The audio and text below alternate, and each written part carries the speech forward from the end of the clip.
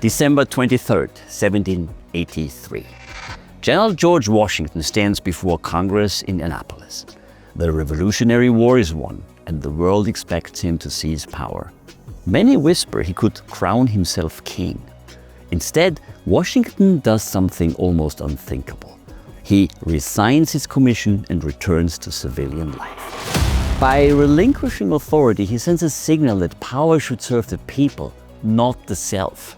That moment helped cement trust in the fledgling republic. Washington's act was not just symbolic, it was a structural safeguard that set norms for generations. What can modern leaders learn from this? That the way power is designed, signaled, and constrained matters as much as who holds it.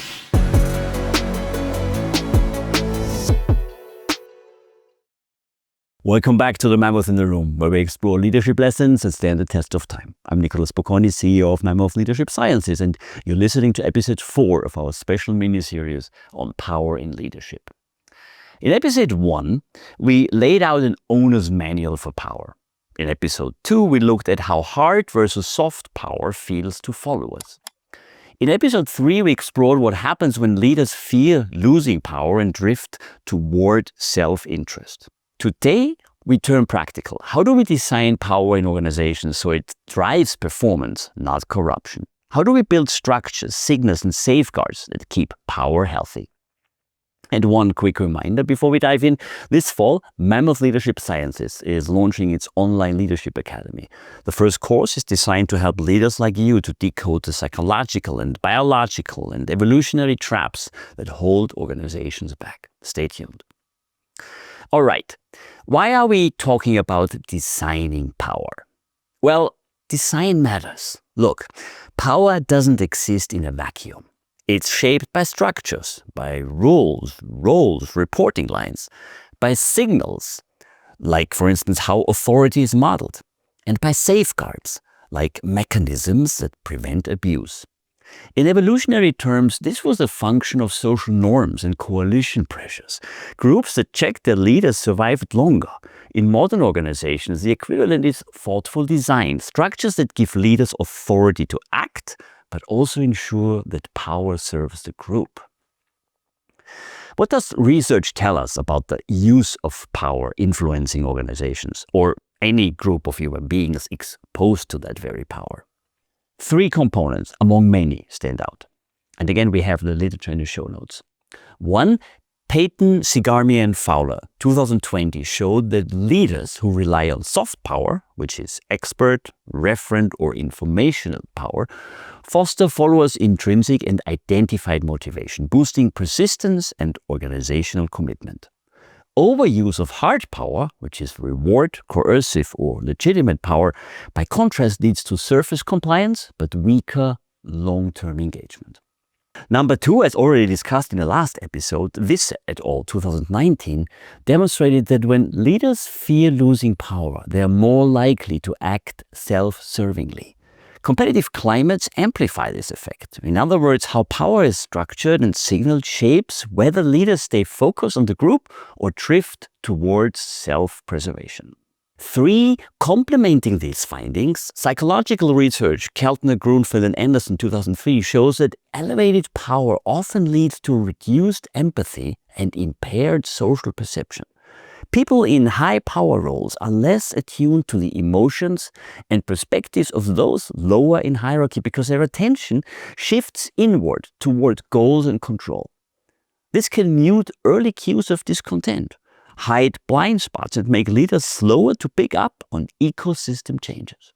When combined with structures lacking feedback or checks, this blind spot can accelerate drift and organizational decay.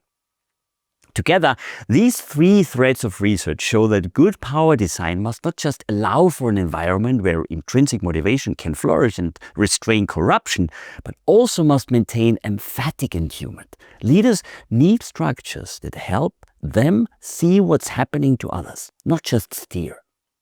Together, these findings highlight the need to build systems that encourage soft power as the default, while constraining the drift into hoarding and coercion when insecurity rises. Time-boxed.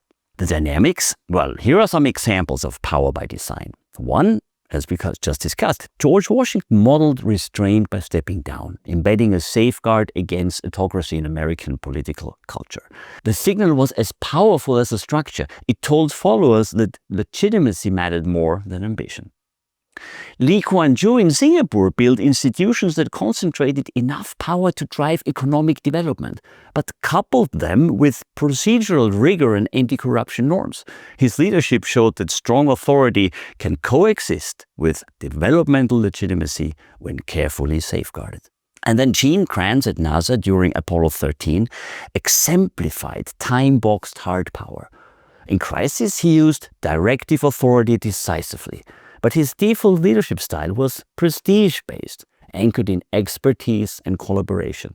This flexible design allowed NASA to switch between modes depending on the context. And these cases illustrate a spectrum, from relinquishing power to institutionalizing it responsibly to using it situationally. Each demonstrates how design choices shape outcomes. So, how do we translate this into practice? 3 strategies stand out. 1. Design for soft power default. Create structures that emphasize expertise and information sharing. Encourage leaders to build credibility and transparency. Ensure reporting lines and processes support collaborations rather than fear-driven compliance. How to do that? Well, in organizational theory terms, for example, this could mean switching a unit to a matrix, making it necessary to break out of your silos so that people need to talk again across departments. Basically relearning to discuss the issues versus listening to the one boss and going with it compliantly. One option out of many. Number 2, time box hard power. Recognize that reward and coercive power have their place in crisis, compliance issues, reckless behavior, or safety context. The key is to use them briefly and visibly reset back to soft power once the emergency passes. Leaders should explicitly signal when they are switching modes. And then 3, build safeguards, install checks and balances, transparent metrics, share fate incentives, procedural fairness. Just as coalitions in small tribes restrained would-be tyrants, modern organizations need oversight structures that prevent leaders from slipping into self-serving behavior under threat. The principle is simple. Design power so it serves the mission and the people rather than the ego of the leader. So, if there is one thing I wanted to take away from this episode, it's this. Power by design is safer and stronger than power by default. Structures, signals, and safeguards keep leaders focused on the group and make organizations more resilient. All right, this was it again for today. If this episode resonated, please subscribe, rate, and share it with any leader in your network. And don't forget, Mammoth Leadership Sciences is launching a new online leadership academy this fall. It's packed with insights, tools, and frameworks to help you become a more self-aware, adaptive leader. Keep an eye out. Lastly, if you want to learn more, you can order my book. It has the same title as this podcast, The Mammoth in the Room. It's a practical roadmap how great leaders and their teams embrace evolutionary truths for outstanding business results. And it does it in 3 sections, on people, on strategy, and on implementation. Until next time, lead wisely, think critically, and don't let ancient instincts hijack your modern leadership. I'm Nicholas Bocconi, and this is The Mammoth in the Room.